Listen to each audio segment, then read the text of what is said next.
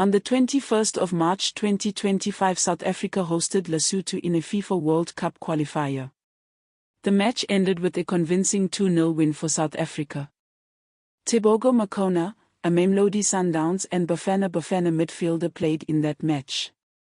He was supposed to serve a suspension as he had 2 yellow cards that he received in the previous matches where South Africa faced Benin and Rwanda. Which means South Africa were in breach of FIFA rules and regulations of fielding an ineligible player, that is, an accumulation of yellow cards.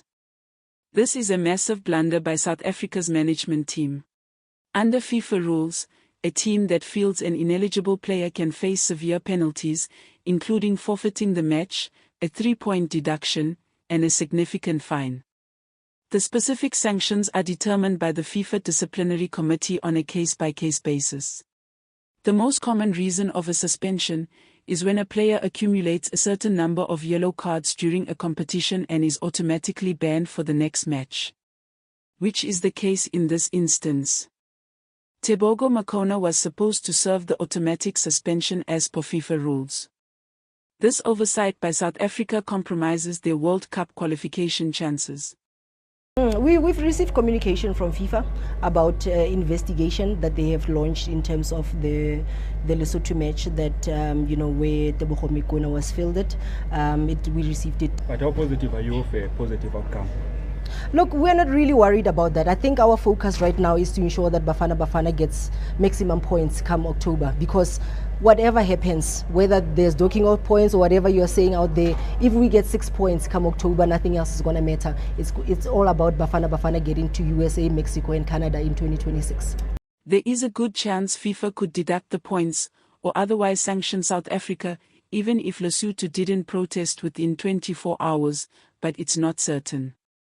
The outcome depends on several factors and how FIFA applies its rules in this specific case. Here's a breakdown. According to the FIFA Disciplinary Code, protests must normally be lodged in writing within 24 hours of the match ending. That time limit cannot be extended. Protests relate to ineligible players participating in a match. If heard, the usual sanction is that the offending team forfeits the match, often recorded as a 3-0 loss, and may be fined. Lesotho lodged a formal complaint regarding Tebogo Makona's eligibility because he had 2 yellow cards and should have been suspended after the match against South Africa. That complaint was apparently submitted after the 24-hour deadline. Despite the late submission, FIFA has opened disciplinary proceedings against South Africa and Makona. What could happen? Because FIFA has started a case, they seem to believe there is enough of a legal basis to investigate, despite the missed deadline. Some possible outcomes are: no deduction/no forfeiture. FIFA could decide that because Lesotho didn't comply with the 24-hour deadline, the protest is inadmissible. In that case, South Africa keeps the result. Points forfeited. If FIFA determines that the rules regarding fielding an ineligible player override the protest deadline requirement, or that an ex officio investigation is warranted, i.e. FIFA can act on its own, then South Africa might forfeit the match, e.g. a 3-0 loss, and thus lose the points. Other disciplinary sanctions: even if points aren't deducted, there might be fines or other sanctions for the breach. Key unknowns.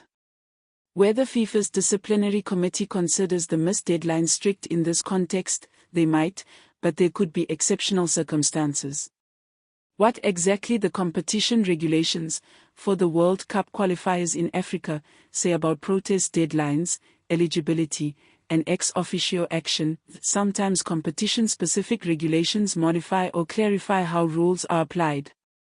How FIFA has handled similar cases in the past, precedents, and what mitigating or aggravating factors are present, e.g. whether South Africa tried to rectify things, whether they had notice of the yellow card cumulative suspension, etc. Given what we know, I'd say it's quite possible that FIFA will deduct the points, or at least force a forfeit, despite Lesotho failing to file the protest within 24 hours, since FIFA has already opened a case. But it's not a done deal. A late complaint by Lesotho weakens the procedural protest route, but it does not prevent FIFA from investigating and imposing the typical sanctions for fielding an ineligible player. Given precedent, e.g., Equatorial Guinea/Nsut, and that FIFA has already opened proceedings, a points loss/forfeit is a real possibility if FIFA finds Makona was indeed ineligible. What the effects would be on Group C if the forfeit is applied? South Africa. 17 points would drop to 14 points, losing 3. Benin. 14 points. Would move to top of the group on goal difference, if South Africa drops to 14 with a worse goal difference. Lesotho. 6 points would increase to 9 points, with 3 points from the awarded forfeit. Goal difference for South Africa. Positive, something like +8, goals scored minus conceded. Would go down significantly because the 2-0 win versus Lesotho would be wiped and replaced with a 0-3 loss that reduces goals for and increases goals against. This means Benin would overtake South Africa at the top on goal difference if they are level on points after the deduction.